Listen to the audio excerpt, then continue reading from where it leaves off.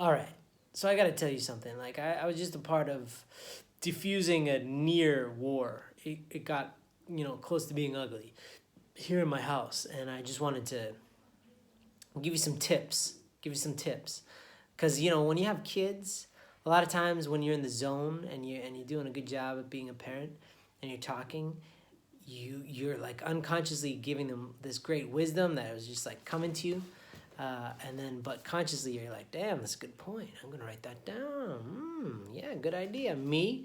And so that just happened. So let me give you some context. I was in, another room getting some work done when I had a little baby that just woke up from a nap come outside and he's trying to give his mother sandals, right? He wants to give his mom sandals. They're going to go on a walk, but he's kind of groggy, just got up from a nap, kind of poopy diaper baby, and then he wants to pick up the sandals. He wants to do this favor for his mom. But another kid, the middle kid, so I got 3 sons. Little baby wakes up from a nap, wants to get his mom's sandals, okay? Middle kid picks up the sandals. Big mistake, big mistake.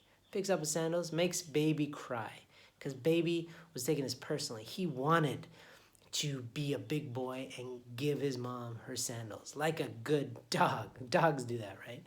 Not saying that my kid is a dog. Don't quote me on that. I'm just saying dogs like to give owners sandals sometimes, golden retrievers especially. My kid wanted to do the same thing. In the tradition of dogs, wanted to give my wife her sandals. Second son picks up the sandals, makes first son cry. My wife is like, can you please put the sandal down? You're making him cry. Amidst the kerfuffle of the number 1 baby crying, kid number 2 gets confused, discombobulated, and can't listen to her, and therefore cannot put the sandal down and says, I don't know what, and then that just makes baby cry more because he won't let go of the sandal.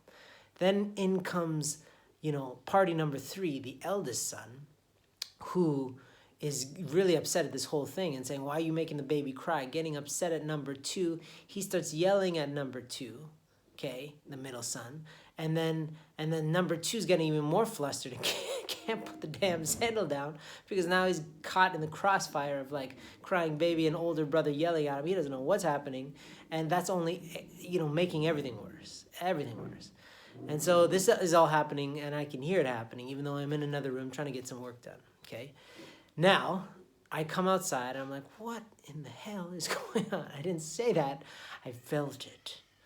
I was like, and just like a real ninja, okay, this is what a real ninja does, or like a Jason Bourne type guy. You just assess all the situations. You're doing all this mental math. You're like, okay, I got a baby crying over here. I got a little kid with a sandal over here. I got an angry boy here. I got a wife that for some reason is just sitting there, and I got to make all this work somehow. And then my dad is here with us, and so he was like, and he was just kind of standing there, just not knowing what to do. So I was like, okay, here's what's gonna happen, honey. You take the baby. So she took the baby and consoled the baby, just made the baby feel good. I took the 2 little boys, and it's hot. We're on a tropical island, and so I got them out of the heat because they're sweating into a nice air-conditioned room, and I calmed the situation down. This is where you're gonna want to take notes because this is some like next level, Kim Jong-un is got his finger on the button kind of stuff. And then there's this peaceful voice being like, you don't have to do that, Kim, Mr. Kim. You don't have to do that. You just give peace a chance, right? And so that's that kind of level of intensity that was going on in our house. And first of all, here's where it comes in. I didn't start berating them because if you start getting intense like they're intense, then you get caught in this turmoil and then everybody's just yelling. And that's what was happening outside. So I cut the party in half, let the baby be with his mama.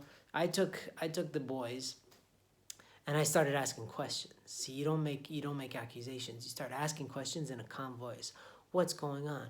Start asking specific questions like, why weren't you answering when she said put down the sandal, and why were you so mad? And so they weren't answering at first, so I'm just calm.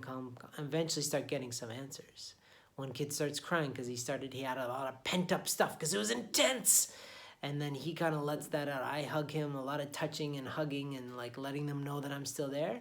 And then boom, I hit them with this knowledge, this wisdom, which is, check it out. This is like gangster wisdom. This is the type of wisdom that I downloaded from someplace that's not my brain, okay? It was this.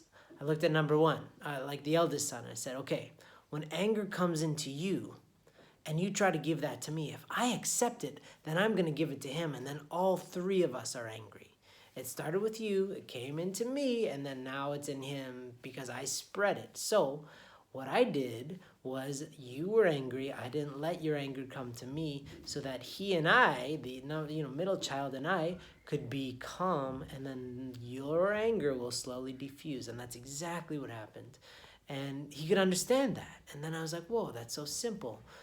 When you have anger that comes to you, you don't have to listen to it. You don't have to, spend time with it. It starts to possess you the more that you have give and take with it. So instead, you can say, do I want to give this anger to somebody else, or do I want to get rid of it, or do I want to hold on to it? Because sometimes when he's angry, I say, why are you holding on to that anger, boy?